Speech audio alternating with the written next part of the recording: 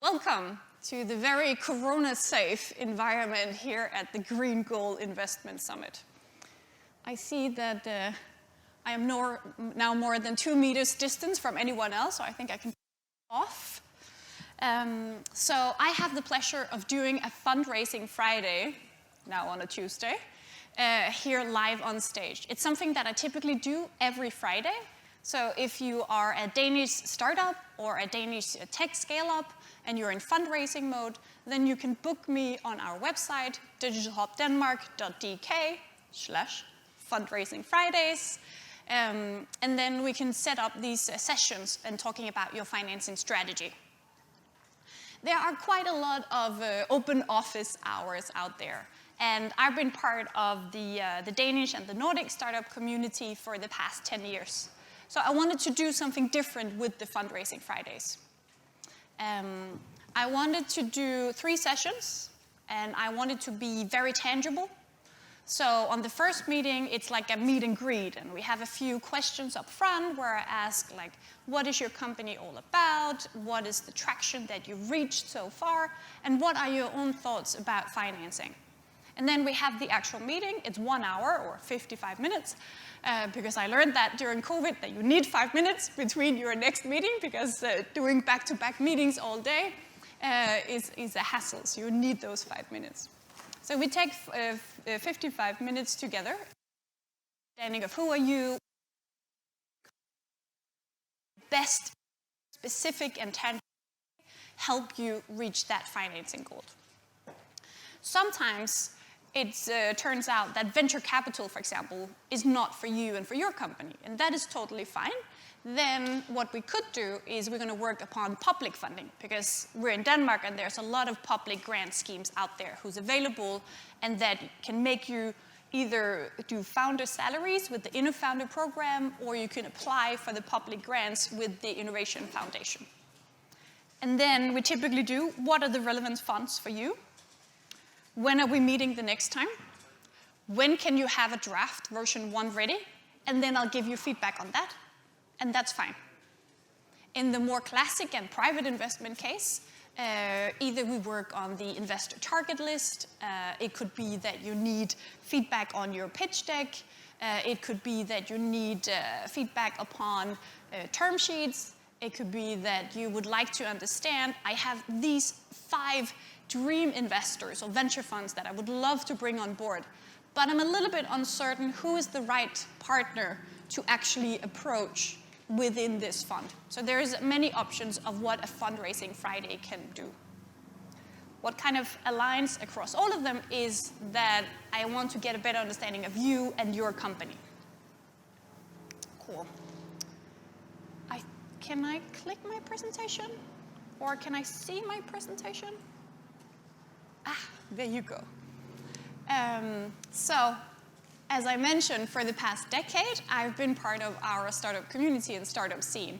I've done all sorts of things, but I think the most important ones for now is we have a new association of Danish tech startups who's gathering everyone across the country and trying to come up with actual policy recommendations. And I think the overall goal, there's many goals for these kind of organizations, is that if we in the policy recommendation committees could just ensure that we had 1 or 2 actual entrepreneurs. So when they do recommendations about startups, then startups are amongst the ones that we ask and are amongst the decision makers and influencers and giving actual recommendations. Then in the past, I've done Venture Cup doing these startup competitions at the universities around in the Nordics. That's actually how I got into this whole world, and I've never looked back. I absolutely love being part of the startup scene, the energy, the drive, people wanting to make a difference. Then I moved into co-working with Founders House. Founders House being an invite-only co-working space, started back in 2011. In 2016, we merged and became Nordic and created the Creators Community, now known as Mesh Community. And the last physical site that we have is here in Copenhagen at Højbro Plads, And for the international, Højbroplads is like a very prominent address. And I absolutely love that it's the startups who are sitting with this amazing prominent address rather than the lawyers and the bankers who typically used to be in this house. And then, since the beginning of this month, I decided to join our new marketing consortium in Denmark. It's called Digital Hub Denmark, and it promotes all the Danish digital startups.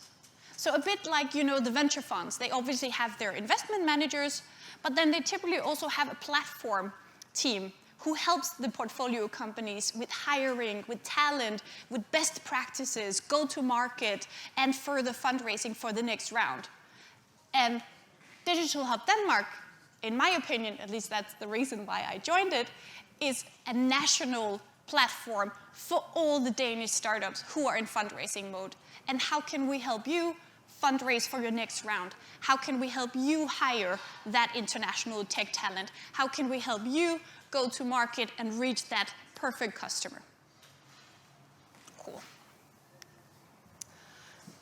But the reason we're here today is we're talking about fundraising.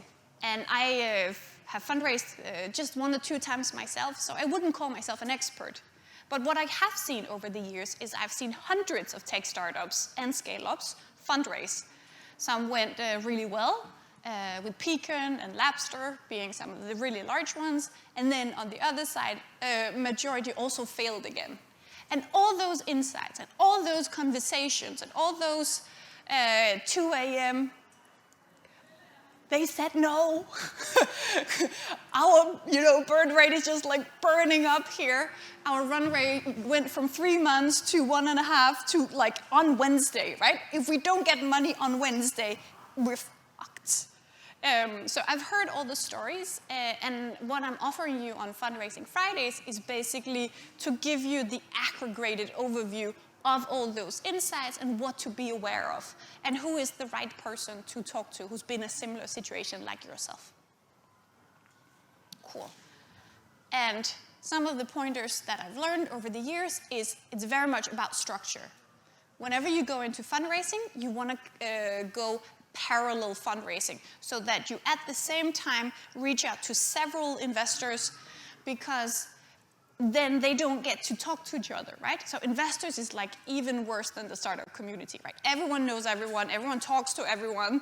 And then if first one investor has decided to say no, then he will tell all the others, and then they're more likely to not even take a meeting with you. So you want to get those meeting invites out in one go. Structure. I guess overall, you should treat your fundraising process like a sales process. You should use a CRM, be super structured, right? It's leads that you need to prioritize. Who's most hot, who's most willing to give their time, who do you want to join, what kind of investor would you like besides the obvious, bringing more cash onto the table. I think in the beginning of a fundraising process, you should not allow yourself to be picky, right? We did a session last month with Ken from Lunar Bank, and they're in the midst of raising their Series D. And he was so kind to share his CRM. And he said since 2017, he'd been in contact with more than 400 investors, he could tell. So you really, really need to reach out to a lot of investors. I think some of the best cases that I've seen over the years where it was a perfect product market fit, they were ready for their Series A, they had some great international, well-esteemed investors on board, and still they spoke to 30 investors. And that is the minimum that I've seen. Then, of course, there's the odd cases of an investor coming in and trying to beat basically your structure for your fundraising process and hoping to get ahead of everyone else. So they kind of, bam, put a term sheet on the table very early on, which is, of course, a good sign, but it's actually not in your interest. You do want to keep that and run that parallel program to see, what other term sheets, what other offers are out there. Sales process, yes, don't be picky in the beginning. And then as you move along in the process, hopefully but it is a luxury and not for the many. You will be interested and receive interest from several investors. Most don't. They just have one single investor and there's one offer, and then you need to do your very best in negotiating with that one. But if you, with something as simple as putting up a structure and actually kickstarting your process at the same time, you just increase your chances of receiving more offers. Sales process, don't be picky, uses it. No, yes, no, right? No is part of the fundraising game. Fundraising is obviously not easy, it's actually very hard. Both that it takes like hours and hours of your time, but also just personally being used to getting no upon no's, right? I can only say that you're not alone. Do reach out to a few other founders that you've seen fundraised, and do share those expectations, but also experiences, and then just stay positive. I know it sounds silly, but seriously, you're not the only one. I remember that Henrik from VO Technologies, who's doing this camera for footballs, and he said he'd like 200 investors. Every single one said no because he has hardware, and hardware is hard, right? So no one dares to invest in hardware. But then finally, by cold calling and emailing again and again and again and again, this US investor, who actually was specialized within sports, he finally got that meeting, and in 30 minutes he was like, okay, if you can do it easy for a soccer trainer to get an overview, and if you could do it at a cheap price, I'm in. But it took 200 investors, and then finally he went there. So expect no's. But keep going. Stick to your process. A little bit back to the parallel universe. I can only stress it one more time. Do stick to your process and try to prepare all your materials in advance so that you're the one who's in control and you're the one setting the agenda and also setting the time. So ideally, you want to prep your pitch deck. You want to get an overview of what is the ideal investor and what would you like besides just cash. Who are the esteemed investors in your space? Who do you know that can introduce you and give you a warm recommendation? Some of the hottest investors, for example, Sequoia Capital's opening up an office in London, they're obviously super busy, so you should probably actually reach out to them first, because before you get that meeting in the calendar, it will take some time.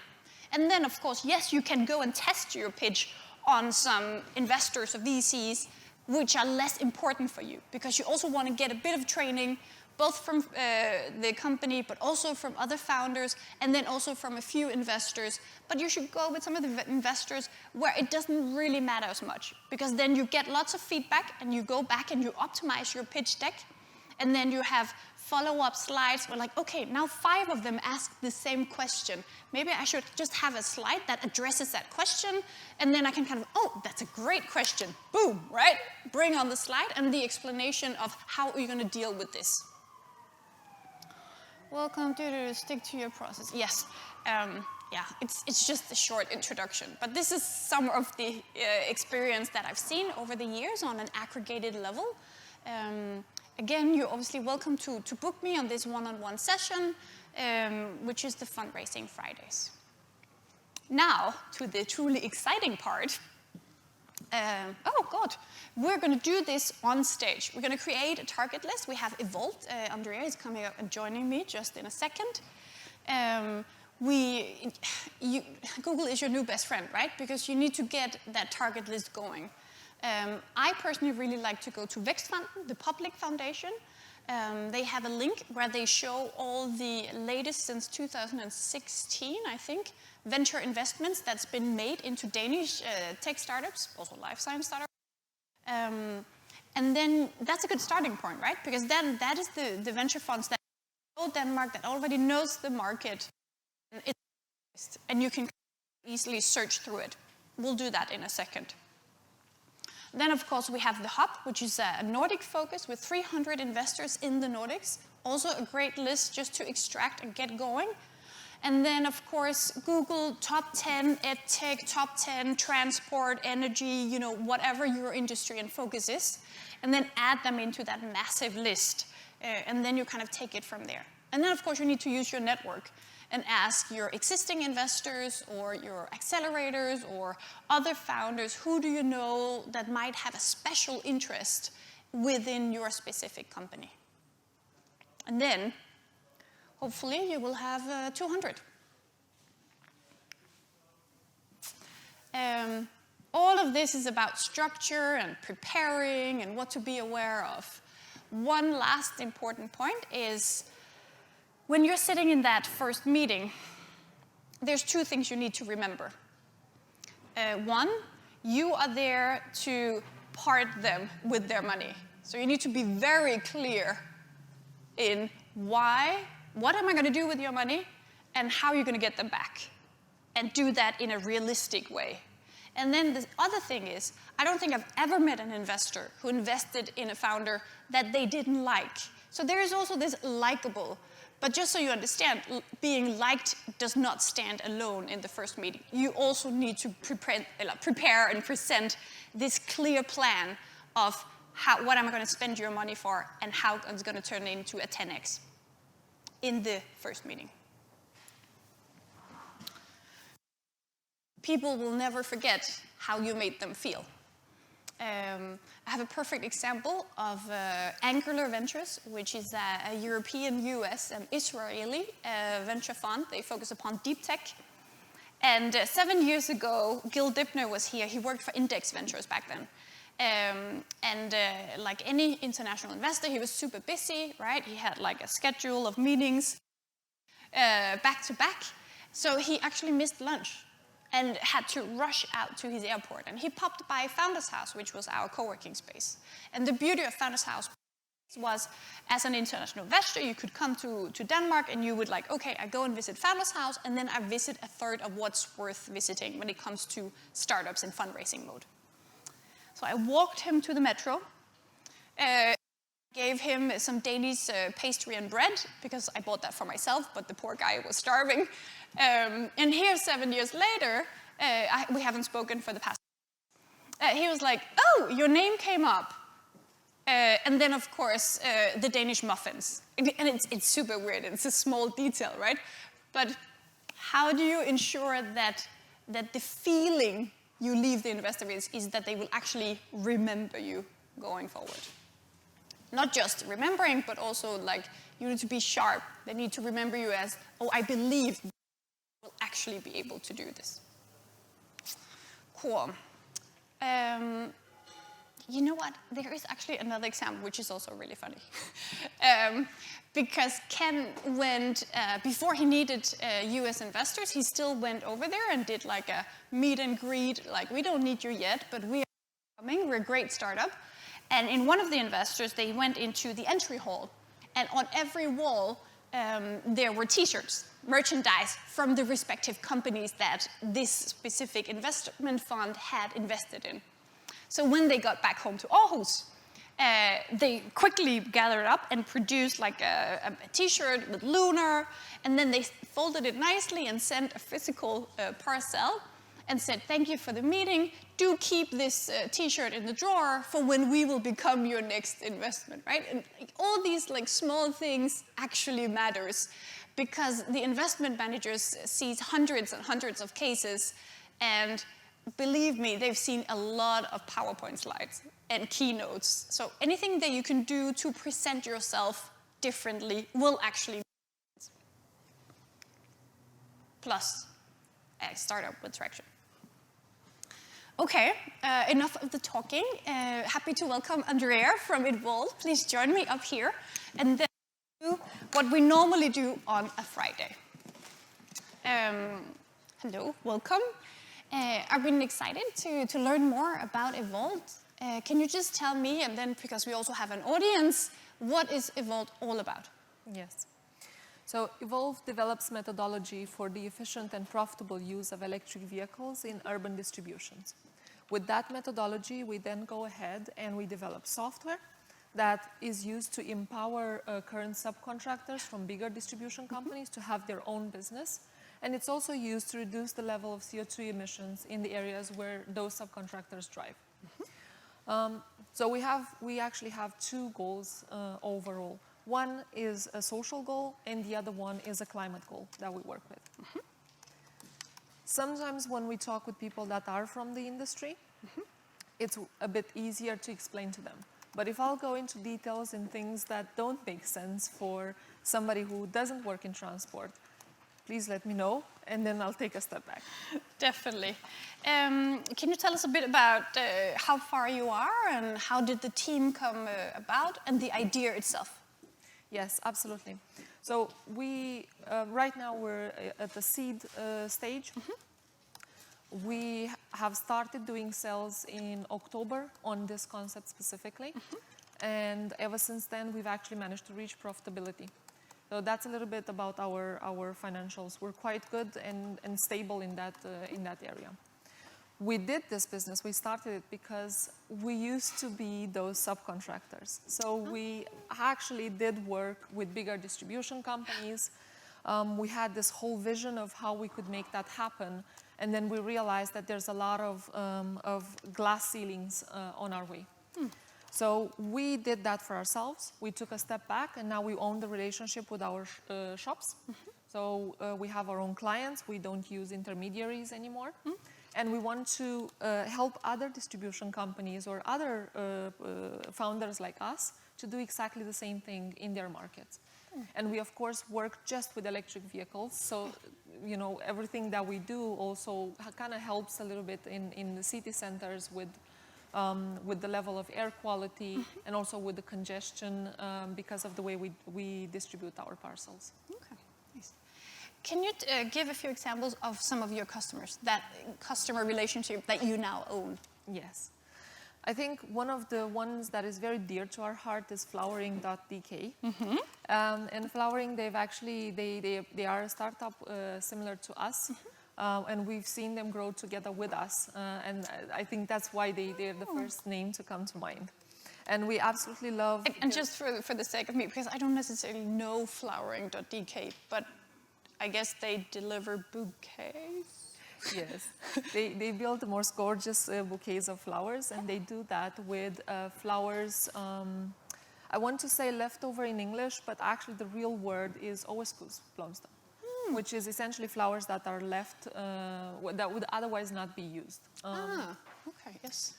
So they have a sustainable concept already, and then they top up their value proposition to their customers with sustainable delivery together with us.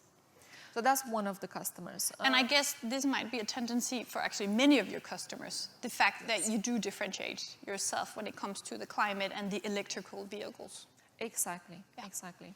In general, the way we select customers has a lot to do with sustainability. So whenever we talk with somebody new, if we approach a new customer, it is because we have seen that interest in sustainability to begin with in their brand image and in their products. And then there's customers from which we go ahead with the sustainable edge, and then there's customers from which we learn efficiency, and so it's a diverse portfolio that we're looking at. So another name that has taught us a lot lately is Nemly.com. So we also work with them, and from them it's exactly efficiency that we've learned quite a bit. Our team has gotten very strong in that regard. And now we're going to see where the sustainability journey will lead them as well together with us. Very cool. It's two great examples, right? Someone small startup who shares your goals and visions, and then a much larger and established player. So so as an audience, it creates like credibility, right? Okay, if Nemly.com wants to work with you, okay, I want to hear more. So you should definitely make sure to mention definitely Nemly.com, but then I guess also Flowering, because that's part of your journey. Exactly. That's usually how we use that as well in interactions with the investors too. Because there's a need, especially in transport, there's a need to actually give that message that we are efficient And we are at 99.5% efficiency, which is a very good efficiency. It's a small team, so it's easier to manage, but it's still a very, very good efficiency compared to, the standard in the industry. Say a bit more about the team. How many are you and so on? So we're 10 in total, but we're divided a little bit in terms of how we use our time. Yeah. So you once have the operational team, and in there you have a planning manager and quality responsible. Then you also have a fleet manager, and then you have the team of people that drive the parcels out. Strongly connected with those ones, there's the machine learning researcher that processes the data that comes out of operations. Then the conclusions from the machine learning researcher goes to the tech team. Yeah. And in the tech team, then in there we have the software development. And we have front-end developers, we have automation and automatization. It's actually the same person, funny enough. So it's an engineer and a couple of coders that help with that. And then, of course, in the founders, there's myself, and then there's Robert. We're siblings, just to get that out of the way. Nice. Robert sits just here in front. You can tell. We have the same last name, so usually we just go ahead and say it. And then we deal with strategy development and fundraising on our end. So 2 founders on the management team. How many on the tech team? 1 co-founder in the tech team, and 2 in operational. 2 in operational. What about the machine learning engineer? Is that... So the most of the team, or the key positions in the team, they're actually childhood friends. So they are like that no matter what. We can't afford to, to have arguments with them because we would never part ways with our childhood friends. But also, they are not necessarily co-founders. Some of them see their help, for a long term. Some of them see their help as a launch pad. So it is very nice to have their support and to have a structured team right now. What the future will bring us, we'll take it from there. How many drivers do you have? Ella, what do you call them? Sorry. Yes, drivers, it's absolutely okay. I think in their contracts it's distributors. Distributors. And I think we have 6, yes. Yes? I'm saying I think because some are part-time and some are full-time, so. That's fine, we don't need to differentiate one way or the other. Cool. And you started doing sales in October. Yes. We are on camera, so I don't know how comfortable you are with sharing numbers, a bit on the traction side. Oh, it's absolutely all right. We are at approximately 350,000 krona each month in recurring revenue. And we're aiming at 4 million until the end of the year. Oh. So you're filling the form or the tool as we go? Yeah, actually you can't tell. I'm in tab number 2. It says notes. I don't know if it's possible for you guys to see it, but yeah, we have target. Yes, exactly. Those are my notes. Nothing impressive actually there. It's mainly for my memory, so that I can remember for our next meeting at Fundraising Fridays. How far are you, and what are the key points? The interesting part is actually tab number 2 with the investors, but we'll return to that shortly. Fair enough. Okay, cool. What are your own thoughts about, and maybe also a little bit about the background from the founders? Yes. So I myself, I have a corporate background. I have worked with marketing, budgeting, sales, in Scandinavia, in Dublin, in different areas. I was always interested in entrepreneurship. I think my first try was at 19 when I just arrived in Denmark. So this is not my first journey, but it might be the most I have put into a project. It's the biggest one I've done so far on my own. Do we know any of the names of the companies that you worked at? Yes, MasterCard, Google. And then Robert, he has an entrepreneurial background in the sense that he's worked a bit in the environment, in the entrepreneurial environment in Copenhagen. Yep. So he's worked with Venture Cup, with the National Startup Awards, and yeah, with their mentorship programs and things like this. Great. And you had a technical co-founder? Yes, yes, exactly. He is... What is his name? Alex. Alex. We have two Alexes, one in the founding team and one in the tech team. But essentially the technical co-founder, the CTO, he works right now in fintech. And he is... established fintech or startup fintech? Established, yeah, I would say established. And he has more than 10 years experience in front-end development. So he's an experienced developer. Yeah, that is perfect. Cool. And so you and Robert are full-time on this, is that? Yes. Yes, exactly. And then Alex is part-time? Yeah. Yeah. And the two co-founders from operations, they're also full-time. Full-time. Founders. Yes. We keep co-founders and founders. It's the same team helping out.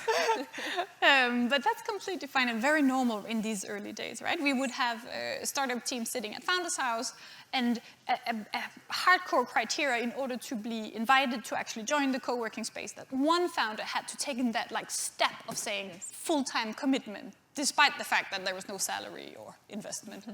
And then completely fair that other co-founders then still had to work, but then they would book up the meeting rooms every day at 6, right? So it would be long, very long working days. I'm sure you have something similar. Yes. Good. And then on the financing part, what are your own thoughts? Do you have any financing so far, or is it all customer financed? And what do you imagine to be the next steps? We've been bootstrapping, and because we've reached profitability, now we're a little bit more relaxed about that as well. So in terms of sales, we're doing quite all right in our parcel distribution segment. This is, though, the research part of our work. So it's the launch pad of what we're building up in terms of software and methodology. Yeah. So we're doing all right, but we would love to move a little bit faster in the future. And the margins of the transport industry wouldn't allow a fast software development. Was your question about anything else than that? And then also, I mean, you kind of started upon it already. So you said you relaxed a little bit because you're kind of reaching profitability, which is, if you're talking venture capital, is a bit of a pitfall, actually, right? Because they want to see you pushing and pushing and pushing, and everything is about showing traction. And if you look at your company and the concept, the innovation height is not massive, right? I mean, it's a known concept. And you are just changing it with the social empowerment and with the electrical vehicles. It is a new marketplace. So I would say that there is innovation there. Of course, it's not a new technology that we're using. We're using existing technologies to give the market a new solution. But it is a new marketplace. But by not being, you don't have a technological advantage. And by not having that, you guys need to focus all in upon execution. And my impression so far is that the team is all about execution. I've been here for 3 hours now, and I already have a LinkedIn connection. I introduced you guys to one of the investors, and you already reached out to the person on LinkedIn in advance. I mean, and I can tell the way that you walk the floor on this conference that you're very clear about who is it that you want to target, who is it that you want to meet, who is it that you want to follow up on. So I can definitely tell that execution is in your genes. Yes, that is true. And it is true in terms of operations, execution is very important for us. But it's also very important to distinguish between two stages of our company. Yeah. We do parcel distribution right now because we need the data and because we need to develop the software. The future of this company, though, sits in software and in the marketplace itself. So the software itself, what it does inventory management, route management, route optimization, sorry, not management, and fleet management. So essentially, it does what a logistics system does at the moment. There's a lot of them out there on the market, but it does that for electric vehicles specifically. So it looks at charger locations, for instance. It looks at when does a car need to charge. And it also introduces those automatic charging sessions into the route planning. Which means that tasks that are right now done manually by drivers across the whole industry in this whole wide world, they would become automatic. And that is an incredible challenge right now for companies that do transport, that do want to adopt electric vehicles, because it leaves a fleet manager having to do manual routes for 60, 120 routes at a time. It's impossible almost, and it's a huge cost for companies. So that's one thing. Another thing is that in order to bring current subcontractors from their status as subcontractors to bigger distribution companies into a time, a place, a situation where they own their own customer relationships, they need to have the tools for it. So we put them in contact with their customers. Essentially, our software becomes the marketplace. We considered negotiating national contracts for our franchisees, which are the subcontractors. They would become franchisees. But in the same time, we don't want to go as far as to impose what has been negotiated back on the partners. So what we'll do instead, we'll actually help them get that quote through the platform by being part of the network. Nice. So it's a very, it has several layers. Okay, that's perfect. It's good that you clarified that. Can you just tell me, because I think we're going to jump, I just had a look at the time. Can you just clarify how much are you raising and at what valuation? Yes. So we're looking for, we'll go with Danish krona. We're looking for 4 million Danish krona, and that could be a combination of soft funding with VC or angel funding. Yes. And the valuation that we have right now is at 30 million Danish krona. Cool. Thank you. Cool. And do you have a preference? Do you have any specific investors in mind? What would you like an investor brought to the table? What kind of competencies, besides obviously the 4 million krona in total? Of course. So whenever we consider which VCs we are talking with, we're also looking at what they can actually bring. So we're very open to the fact that they would take a seat on the board, for instance, if they want to. Maybe even some guidance, hands-on, in terms of development. So our international product-wise? No, business development. Yes. So, for instance, some support in terms of global sales would be great help for us. Some support in terms of somebody that has worked with AI and machine learning before on a big scale would also help, and that's product, of course, going back to what you said. But yeah, I would say those are the two biggest areas. Cool.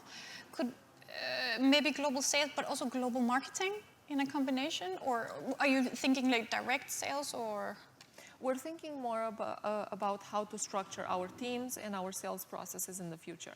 So of course we have some experience with sales, we have worked in that area, but somebody that has worked on a global level or has set up teams for a corporation or another company would have a very specific insight of what is needed in every single market. Okay. And also maybe somebody who's familiar with the US market, which is our target in a couple of years as well. Okay. US market, nice. Good stuff. And then I can suggest, it's obviously up to you what is right, but also kind of start up a scale-up experience, not only to the US, but also at that very early stage where you are now. This person, you might only need the next year, maybe a year and a half, and then, changing on to the next person with the next level of understanding. And I don't know yet, but since you are in fundraising mode, I guess you're also planning on a couple of follow-up rounds down the road. So maybe also someone who has a strong network when it comes to the international venture network. Yes. I mean, it would be very useful to have the same people for, a few rounds. So we're open to that. They don't need to, but I think it would be, for us at least as founders, it's easier to work with who you know already. And we're going for the A round with an end in 2025, and for the B round with an end in 2028. But I think... You said your background was corporate, right? Yes. And then in 2025. It's not often that you hear startups who started doing their sales half a year ago talking about 2025. That is true. I mean, we can never predict the future, and we often get that question about how do we do our plans. Sometimes we're being asked if we're not moving too slow or too fast. You know, everyone has an idea of how this should work Exactly. in practice. But we will start the A fund as soon as we finish the seed fund, so I expect that we'll start in the winter or the autumn. On average, people take 18 to 24 months from seed to Series A. So 2025 is actually quite a stretch. Yes. But I guess that is due to the fact that you are partially physical and had vehicles and so on. So I'm sure you have an explanation. But I'm actually going to jump to the potential target list now. So the famous tab 2, which we can also see out there on the screen amongst the audience and also over here. So I mentioned, Google, ask your existing network of investors and other founders, accelerators, but then also copy-paste, and I've done it in advance, very TV kitchen style, and whoop, the investor list is ready. And what you can do is, so I've kind of started, so who's the name of the company? So industry, obviously, you want industry, you want IT, other, you never know what's, clean tech, no, life science, no. Okay, here we go. And then you will probably like a vertical, you can see here. Agrotech, not so much.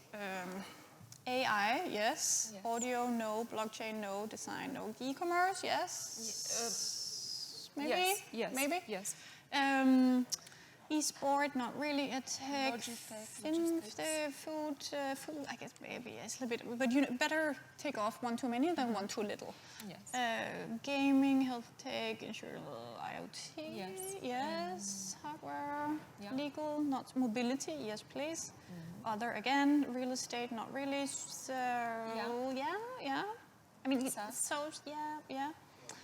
digital media, tech, enterprise, not really enterprise. Well, better safe than sorry, right? Platform software as well. We definitely want platform software. Security, no. Okay. So that means that you have, let's say, 113. This is, of course, since 2016, so I guess some of them might be a bit outdated. No, it's seed and it's Vækstfonden and bubble, that's fine, actually. So that's the first 113, and actually even more, because as you can tell here in K, I don't know if you can see it. Can you guys push tab number 2 on the, perfect. Is it possible for you to see what I mark? No, not really. No, but anyways, in K, it's the actual investors who actually invested in these companies. Yeah. And then you have a starting point, right? You still need to ask your network, you still need to Google, etc. And then you can say, okay, who are the companies that make sense? Anything related to me? Vumio, that's like marketing. No, Dream Data is like B2B. Are there any maps people maybe might be interesting? BotXO, I mean, they would like to revolutionize how e-commerce is being done and making it more human.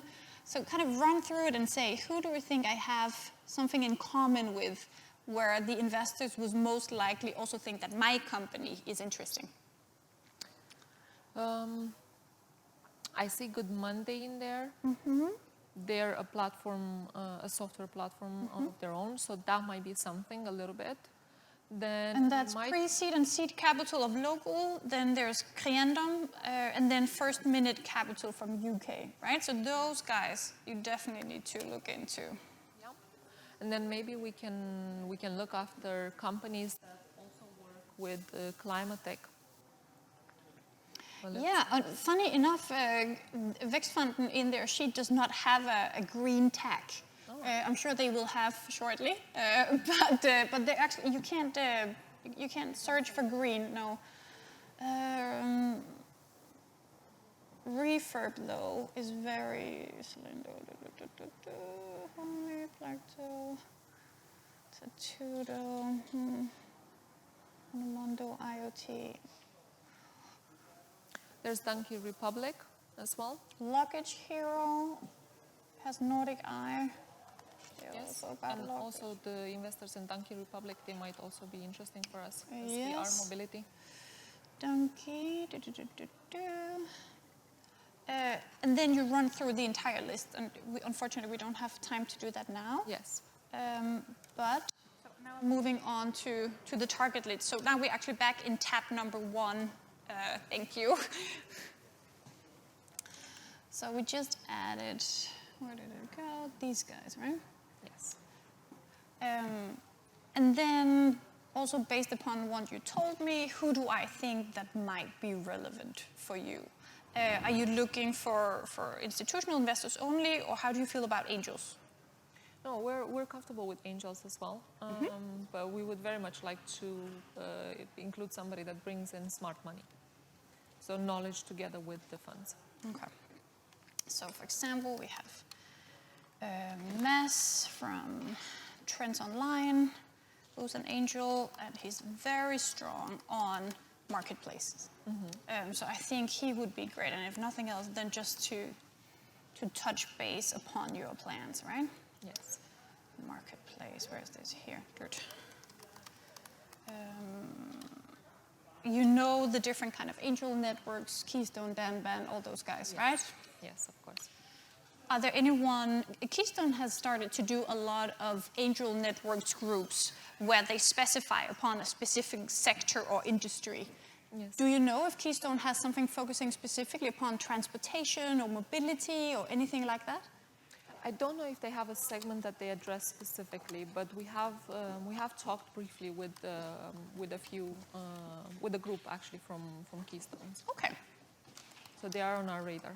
Okay, but Frederik Plov can super easily say whether there's someone specifically interested or not. Yeah. So kind of use him. I'm sure you know him already, or one of the other partners. Yes.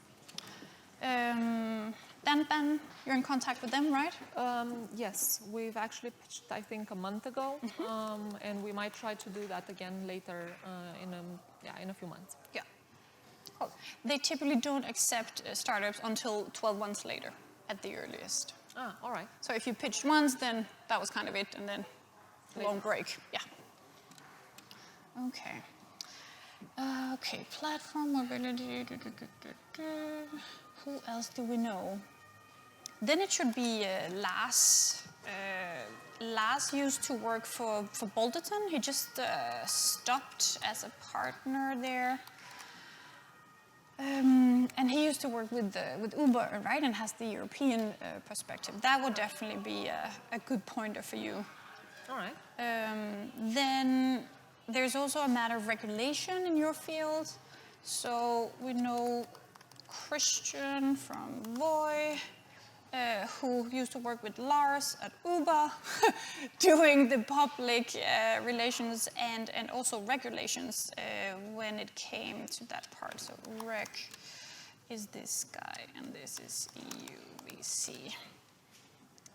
Okay, time flies, but this is the point, right? Like, Yes. we're obviously going to put a new date in the calendar, do our actually own private Fundraising Friday. But just for you, and of course also for you as an audience, to get an understanding of what actually goes on at a Fundraising Friday, and is it just yet another open office hours where someone's sitting with well-meaning advice? And I really tried not to come with a lot of well-meaning advice. I tried to figure out where are you guys with your company, and then how can I help you either by introductions or by structure being most efficient in your fundraising process. And then we kind of set in 3 dates.